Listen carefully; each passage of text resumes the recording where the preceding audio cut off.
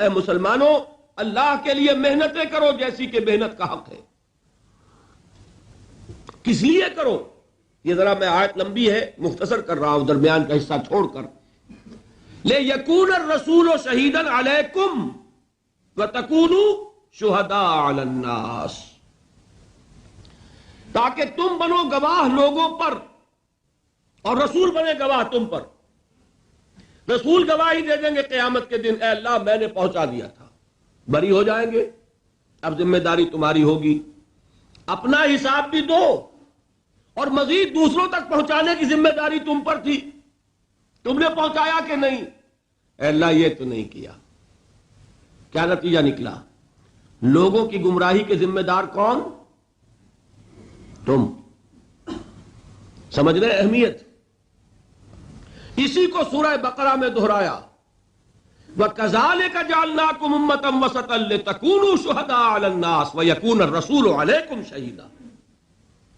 اے مسلمانوں تمہیں ہم نے بہترین امت بنایا ہی اس لیے ہے تاکہ تم گواہ بنو پوری نوع انسانی پر اور رسول گواہ بنے تم پر صلی اللہ علیہ وسلم. قرآن مجید میں اہم مضمون 2 مرتبہ ضرور آتا ہے، یہ 2 مرتبہ میں نے گنوا دیا. سورہ حج کی آخری آیت، سورہ بقرہ میں دوسرے پارے کے شروع میں. یہ ہے ہماری اس عملی ذمہ داری کی دوسری سطح، اور یہ جان لیجئے یہ فرض ہے. میں تواصی بالحق میں ثابت کر چکا 3 بنیادیں اس کی ہیں، اور یہاں بھی میں نے ثابت کر دیا کہ در حقیقت یہ ختم نبوت کا لازمی تقاضا ہے. جو ٹھوکر کھائی غلام احمد قادیانی نے وہ کیا کہ لوگوں کی ہدایت کے لیے نبوت جاری رہنی چاہیے. یہ حماقت ہے. نبوت کامل ہو چکی محمد پر، ہدایت کامل ہو چکی محمد پر صلی اللہ علیہ وسلم، اور اس ہدایت کو اللہ نے ہمیشہ کے لیے محفوظ کر دیا. اب نبوت کی ضرورت نہیں، اب اس کی تبلیغ ہے، اس کو پھیلانا ہے، اس کو پہنچانا ہے، اس کی نشر و اشاعت ہے، حجت کا قائم کرنا ہے.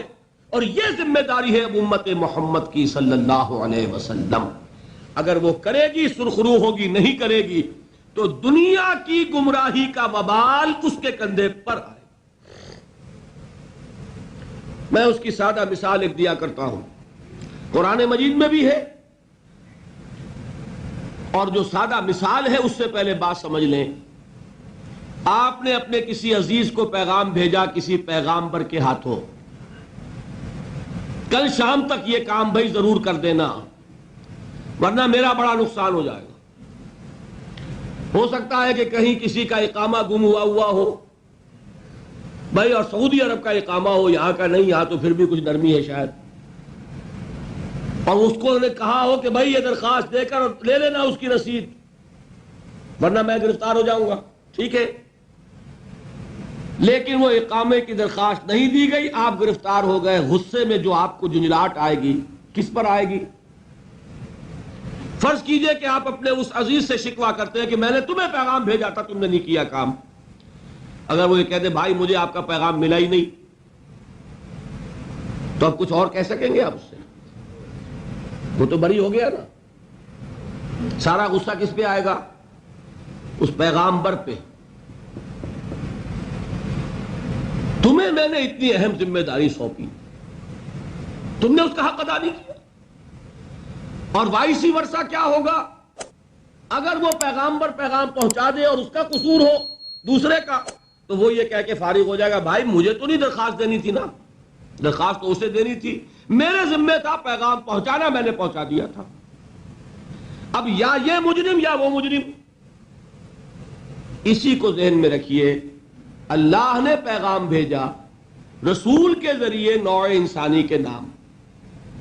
رسول پہنچا دے تو بری، اور ساری ذمہ داری اب انسانوں کی. رسول نہ پہنچائے تو دوسروں کی ذمہ داری جو ہوگی سو ہوگی، پہلی ذمہ داری رسول کی ہو جائے گی. اسی وجہ سے فرمایا گیا سورہ مائدہ میں یا ایھا الرسول بلغ ما انزل الیک من ربک وان لم تفعل فما بلغت رسالتہ. اے رسول صلی اللہ علیہ وسلم پہنچا دیجئے جو کچھ کے آپ پر نازل کیا گیا آپ کے رب کی طرف سے، اور اگر آپ نے بالفرض ایسا نہ کیا تو رسالت کا حق ادا نہیں ہوگا. اور اسی کو فرمایا گیا سورہ اعراف کے شروع میں. یہ ہے اہم، نہایت اہم اصول، آیت نمبر 6 سورہ اعراف کی. فَلَنَسْأَلَنَّ الَّذِينَ أُرْسِلَ إِلَيْهِمْ وَلَنَسْأَلَنَّ الْمُرْسَلِينَ. ہم پوچھ کر رہیں گے ان سے بھی جن کی طرف رسولوں کو بھیجا، اور ہم پوچھ کر رہیں گے رسولوں سے بھی.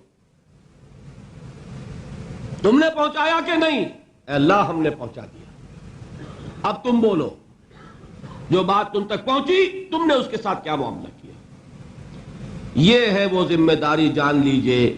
اب ختم نبوت کے بعد یہ ذمہ داری it has taken the form of a collective responsibility. ایک اجتماعی ذمہ داری ہے. شخصاً کوئی نبی نہیں، کوئی رسول نہیں. آخری نبی محمد، آخری رسول محمد صلی اللہ علیہ وسلم. لیکن اب وہ ذمہ داری جو ہے وہ ادا کرنی ہے پوری امت محمد کو بحیثیت مجموعی. اور امت کس شے کا نام ہے، کس چڑیا کا نام ہے؟ میں اور آپ مل کر ہی امت بنتے ہیں نا. اگر میں اپنے آپ کو فارغ سمجھوں، آپ اپنے آپ کو فارغ سمجھیں، تو کام کون کرے گا؟ آسمان سے اتر کر کوئی کرے گا؟ یہ ہندوستانی اردو جو ہے، کچھ ہندی والی، اس کی کہاوت ہے، میں بھی رانی تو بھی رانی، کون بھرے گا پانی؟ نہ میں کروں نہ آپ کریں، کون کرے گا؟ اب کوئی نبی آئے گا نہیں، کوئی رسول آئے گا نہیں. کرو گے تو تم کرو گے، نہیں کرو گے تو تم بھرو گے، ذمہ داری دو گے. یہ ہے دوسری لیول کی چھت. اس کے لیے بھی آپ کو جو مدد ملے گی وہ کس چیز سے؟ نماز سے، روزے سے. ستون وہی چلیں گے اوپر. میں نے بتایا تھا نا، جب نیچے 4 ستون تھے تو اوپر بھی دوسری چھت بھی انہی ستونوں پر آئے گی. دیواریں نظر آ رہی ہیں اس لیے ستون نظر نہیں آ رہے، دیواروں میں چھپ گئے. لیکن یہ کہ اس دعوت کے لیے، تبلیغ کے لیے، اسی لیے دیکھیے سورہ بقرہ کے اندر جہاں یہ آیت آئی وَكَذَلِكَ جَعَلْنَاكُمْ أُمَّةً وَسَطًا لِتَكُونُوا شُهَدَاءَ عَلَى النَّاسِ وَيَكُونَ الرَّسُولُ عَلَيْكُمْ شَهِيدًا. ذرا آگے چل کر کیا فرمایا؟ یا ایھا الذین آمنوا استعینوا بالصبر والصلاۃ. اے ایمان والو، یہ جو بھاری ذمہ داری تمہارے کندھوں پر آ گئی ہے، اس کی ادائیگی میں مدد حاصل کرو صبر سے اور نماز. وہ نماز ہی ہوگی جو انسان میں وہ قوت پیدا کرے گی، وہ صلاحیت پیدا کرے گی. روزہ ہوگا، حج ہوگا، زکوٰۃ ہوگی، جو اس کے لیے بھی، جو بندگی رب کے لیے بھی سہارا ہے، اور پھر دعوت و تبلیغ کے لیے بھی اسی سے قوت حاصل ہوگی.